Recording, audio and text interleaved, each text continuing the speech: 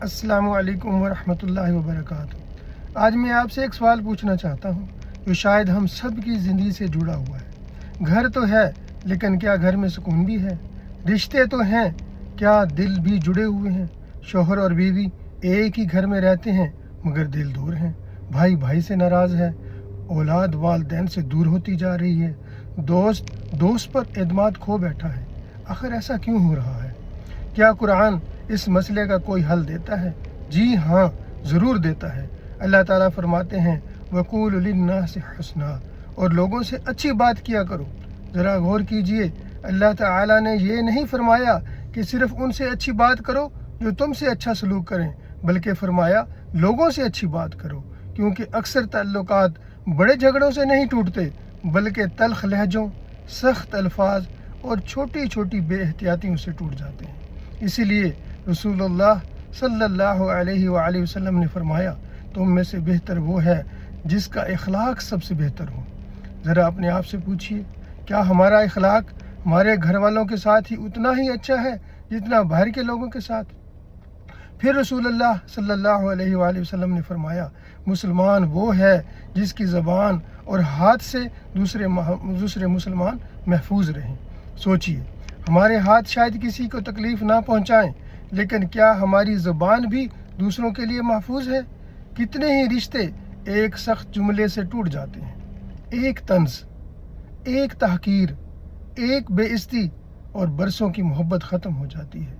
फिर कुरान हमें एक और सुनहरी असूल देता है। अल्लाह ताला फरमाते हैं इदफ़ा बिल्लती है अहसन, बुराई का जवाब बेहतरीन तरीके से दो। फिर इसका नतीजा भी खुद अल्लाह ताला बयान फरमाते हैं, फिर वो शख्स जिसके और तुम्हारे दरमियान दुश्मनी थी वो ऐसा ही हो जाएगा जैसे गहरे दोस्त। अब आइए सीरत नबवी का एक मंजर देखते हैं। फ़तह मक्का का दिन है, वही लोग सामने खड़े हैं जिन्होंने रसूलुल्लाह सल्लल्लाहु अलैहि वसल्लम को सताया, आप पर जुल्म किए, आपको वतन छोड़ने पर मजबूर किया और मुसलमानों के खिलाफ जंगें लड़ी। आज आप फातेह हैं, अगर चाहें तो सबसे बदला ले सकते थे, लेकिन रहमत आलम ने फरमाया जाओ, तुम सब आज़ाद हो। ये था इस्लाम का अखलाक, ये थी माफ़ी, ये था दिल जीतने का तरीका। अगर रसूलुल्लाह अपने दुश्मनों को माफ़ कर सकते हैं तो क्या हम अपने भाई बहन, शौहर, बीवी, दोस्त या रिश्तेदार की गलतियों को माफ़ नहीं कर सकते? फिर एक और बीमारी, बदगुमानी। अल्लाह ताला फरमाते हैं बहुत से गुमानों से बचो, यकीनन बाज़ गुमान गुनाह है। हर खामोशी नफ़रत नहीं होती, हर ताख़ीर बेवफाई नहीं होती, हर सख्त लहजा दुश्मनी नहीं होता। कभी दूसरों के हालात भी समझने की कोशिश कीजिए, और अगर आप चाहते हैं कि अल्लाह ताला आपको माफ़ करे तो दूसरों को माफ़ करना सीख लीजिए। अल्लाह ताला फरमाते हैं वल याफ़ू वल यस्फ़हू अला तुहिब्बूना अन यग़फ़िरल्लाहु लकुम, उन्हें माफ़ कर देना चाहिए, दरगुज़र करना चाहिए। क्या तुम पसंद नहीं करते कि अल्लाह तुम्हें बख्श दे? और रसूलुल्लाह सल्लल्लाहु अलैहि वसल्लम ने फरमाया रिश्ता तोड़ने वाला जन्नत में दाखिल नहीं होगा।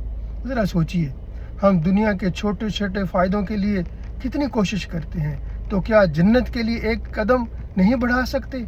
आज अहद कीजिए, अगर आप किसी से नाराज़ हैं या पहल आपकी तरफ से होगी, एक सलाम, एक फ़ोन कॉल, एक माफ़ी, एक मुस्कुराहट, शायद यही एक कदम किसी टूटे हुए रिश्ते को दोबारा जोड़ दे। और याद रखिए, मजबूत तल्लुकात कामिल लोगों से नहीं बनते, मजबूत तल्लुकात उन लोगों से बनते हैं जो अल्लाह की रज़ा के लिए माफ़ करना जानते हैं, नरम लहजे में बात करना जानते हैं, और अपनी अना से ज़्यादा अपने रिश्तों की कदर करते हैं। अल्लाह ताला हमारे घरों में मोहब्बत, हमारे दिलों में नरमी, हमारी ज़बानों में मिठास और हमारे ताल्लुकात में बरकत अता फरमाए। आमीन या रब्बल आलमीन।